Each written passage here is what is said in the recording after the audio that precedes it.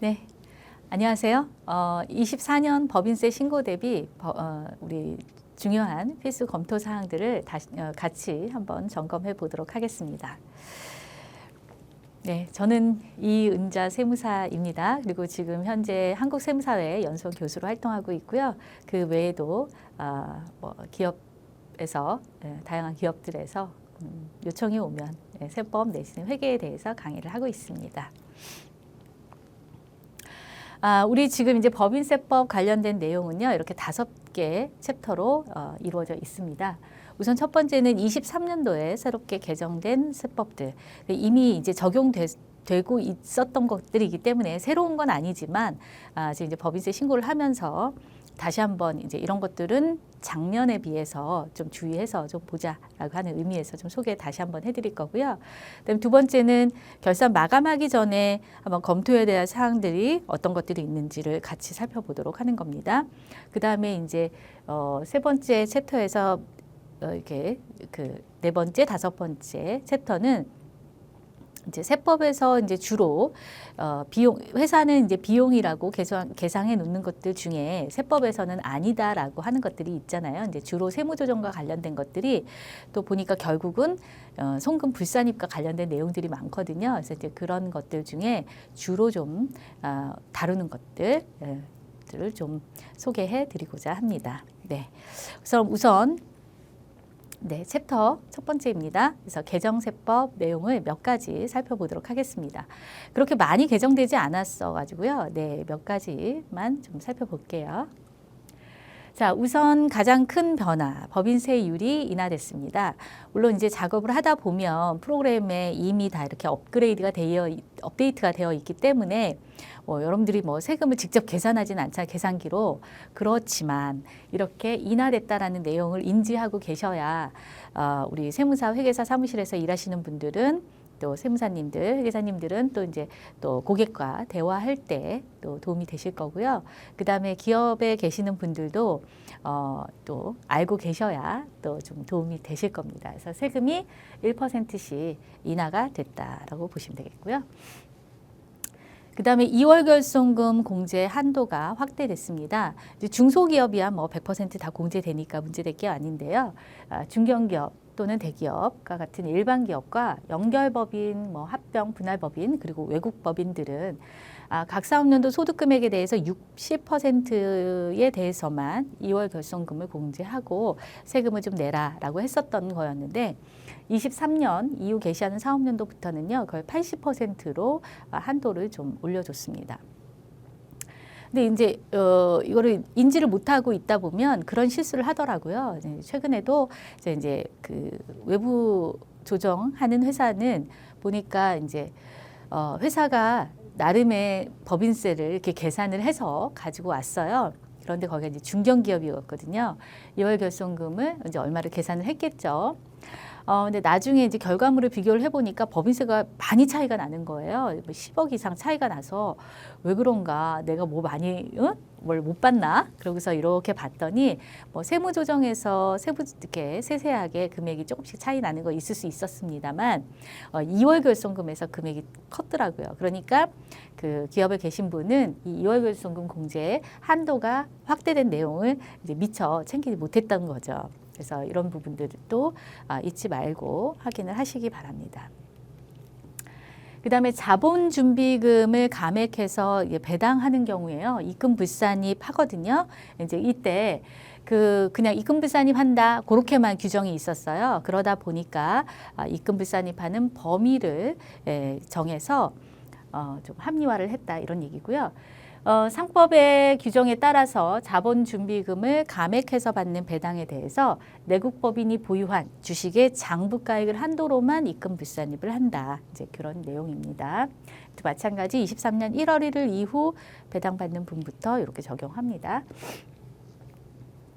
그다음에 국내 자회사 배당금 이중과세 조정 합리화 내용입니다. 이거는 뭐냐면 요거는 이제 배당금이 이중과세 성격이 있다라고 하는 거를 조금 이제 먼저 설명을 좀 드릴까요? 이제 요거 수입 배당금 입금 불산입과 관련된 내용인데 어차피 저 뒤에 가면 그 내용이 없으니까 여기서 그냥 얘기가 나온 김에 설명을 좀 짚어드리면 이런 거죠. 자, 그 주식회사가 만들어져요. 근데 그 주식회사의 자본은 누가 낸 거냐면 그 회사가 발행한 주식을 인수한 주주가 출자한 돈을 이제 종잣돈으로 해서 이 주식 발행 법인이 새로 설립된 법인이 이제 이걸로 회사를 경영하는 거죠. 열심히 일을 했더니 이익이 났어요. 그랬더니 이익이 나니까 거기다가 법인세를 납부할 거 아닙니까? 그래서 법인세를 납부하고 난 이후의 이익을 우리가 이익잉여금이다라고 해서 이걸 자본에다가 차곡차곡 쌓아 놓습니다. 왜? 이건 주주가 출자한 돈으로 불린 돈이기 때문에 주주 몫이라는 거죠. 그런데 이 이익잉여금을 재원으로 주주에게 배당을 해주면 세법에서는 그 배당으로 받아간 부분이 결국은 주주에게 재산적 가치가 증가됐으니 주주에 있어서 소득이다. 그런데 우리나라는 개인과 법인에 대해서 소득세를 과세하는 과세 방식이 다르잖아요. 개인은 배당소득이라고 그래서 뭐 분리과세 내지는 종합과세하고 그다음에 법인은 전부 다 각사 없는 도 소득금액에 합쳐서 법인세를 과세하게 되죠. 그런데 이렇게 해서 주주 단계에서도 그 잉여금을 재원으로 받은 배당금이 소득이다라고 해서 주주 단계에서도 소득세를 냈더니 어떤 일이 생기냐면 동일 재원에 대해서 법인 단계에서 법인세 내고 주주 단계에서 소득세 내지는 법인세를 내는 이중과세를 당하는 일이 생기더라는 얘기죠. 이중과세냐 아니냐를 우리가 고민하지는 말자는 거죠. 이미 이중과세다라는 결론이 내려진 상태니까요. 그래서 이제 이 이중과세를 조정해야 되는데 각 나라마다 소득세를 과세하는 방법이 다르고 우리나라도 개인과 법인이 소득세를 과세하는 방법이 다르단 말이죠.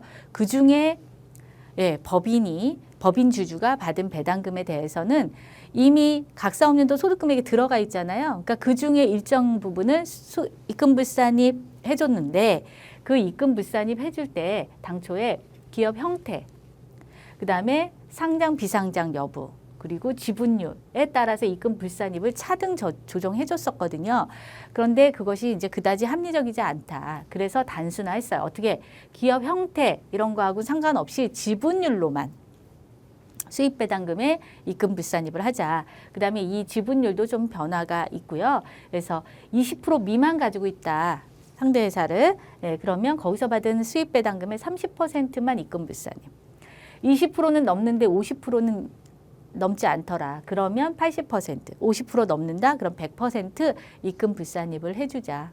그런 내용입니다. 그래서 이 표가 두 개 있었어요. 지주회사, 일반회사, 종전에. 그런데 이제 이걸 합쳤다. 이런 내용입니다. 그 다음에 부가가치세법 가면 매입자 발행 세금 계산서 제도가 있어요.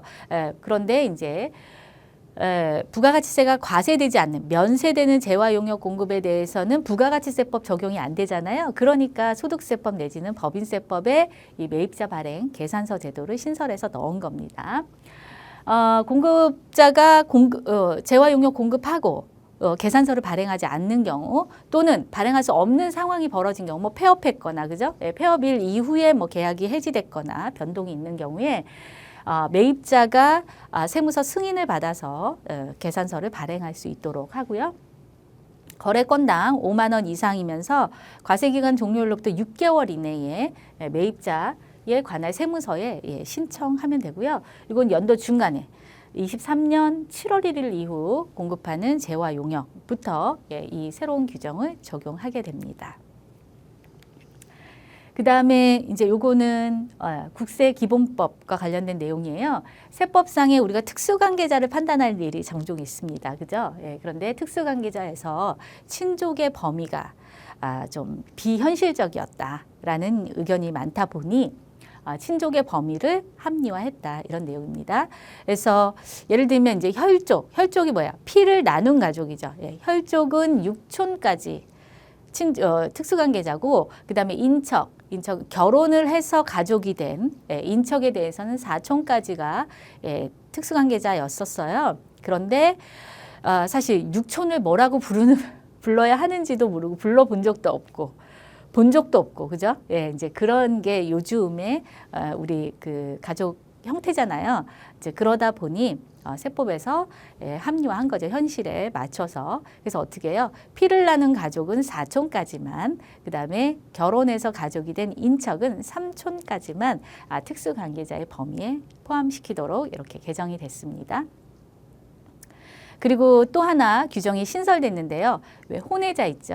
혼외 출생자의 생부 또는 생모의 경우에도 이제 특수관계자의 범위에 포함시키기는 하는데 무조건 포함시키지는 않고요. 왜냐하면 이제 연락을 끊고 사는 경우들도 있기 때문에 어떤 경우에만 특수관계자의 범위에 포함했냐면 금전이나 그 밖의 재산으로 생계를 유지하는 자, 그죠?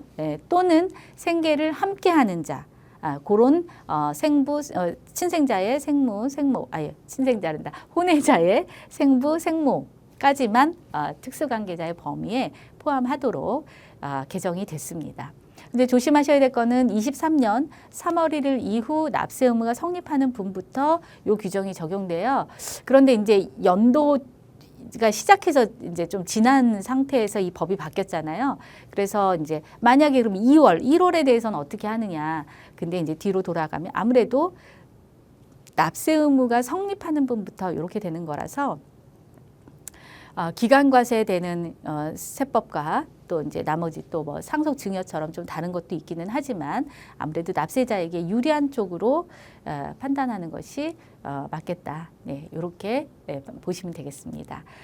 네, 내용이 별로 안 되죠. 그래서 23년에는 법인세법과 관련해서 개정세법이 중요한 게 그다지 많지 않았어요. 그래서 개정세법은 이 정도로 마치도록 하겠습니다.